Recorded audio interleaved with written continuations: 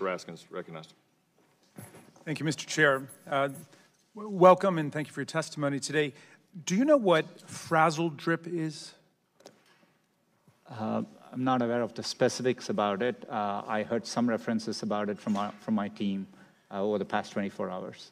I just learned about it in the Washington Post this morning. There's an article with this headline, "A Platform for Free Speech That Extremists Routinely Exploit." And in it, the article explains that the recommendation engine for YouTube, which is owned by Google, correct? Yes. Yeah.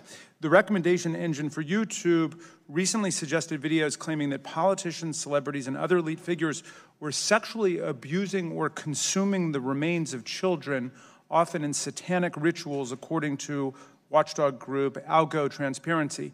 The claims echo and often cite the discredited Pizzagate conspiracy, which 2 years ago led to a man firing shots into a Northwest Washington, D.C. pizzeria in search of children he believed were being held as sex slaves by Democratic Party leaders. One recent variation on the theory, which began spreading on YouTube this spring, claimed that Democrat Hillary Clinton and her longtime aide Huma Abedin had sexually assaulted a girl and drank her blood, a conspiracy theory its proponents dubbed frazzle drip.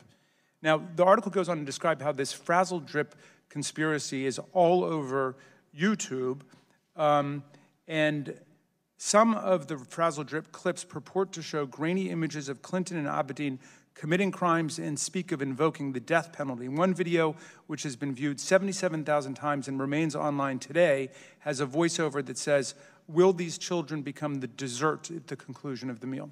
So, and this is just one example that they use of extreme right and paranoid conspiracy groups using YouTube as a place to trade their videos and to promote propaganda.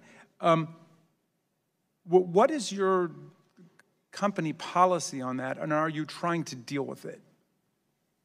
You know, we are constantly undertaking effort to deal with misinformation, but you know, we have clearly stated policies, and we have made lots of progress in many of the areas where, you know, over the past year. So, for example, in areas like terrorism, child safety, and so on, we are looking to do more.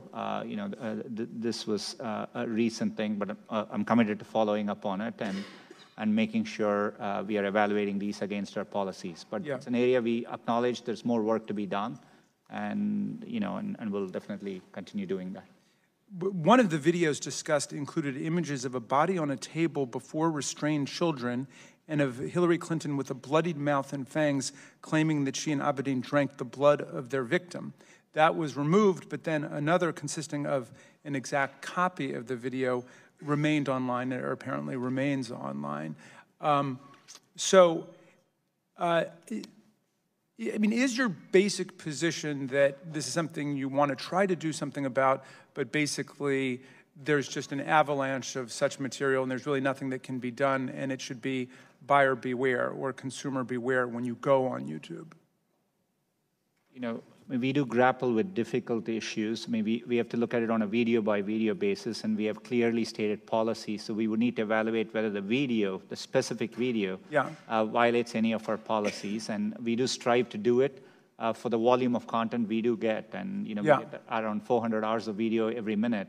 But it's our responsibility, I think, to make sure you know, YouTube is a platform for freedom of expression, but it's responsible and contributes positively to society.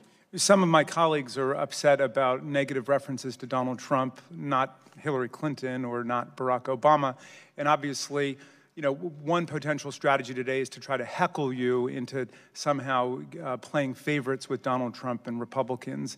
I think that that would be a silly and ridiculous takeaway from this. On the other hand, there is material which is a true public danger. You know, you've got a right to have whatever politics you have. I mean, we could subpoena Fox News and bring them in here and beat them up about how 90% of the references on Fox News to Barack Obama or Hillary Clinton are negative, but they've got that right under the First Amendment. You've got a right under the First Amendment to have whatever political views you've got. But I think the point at which it becomes a matter of serious public interest is when your communications vehicle is being used to promote propaganda that leads to violent events, like the guy showing up within the Pizzagate conspiracy case. And so I guess my question is, Are you taking that threat seriously? I mean, Gentleman's time is expiring, but you can answer the question. Thank you. We have very clear policies against hate speech, things which could incite harm or hatred or violence, and that's an area where we are clearly taking a lot of action. But I want to acknowledge there is more work to be done, and with our growth comes more responsibility, and we are committed to doing better as we invest more in this area. Thank you, Mr. Chair.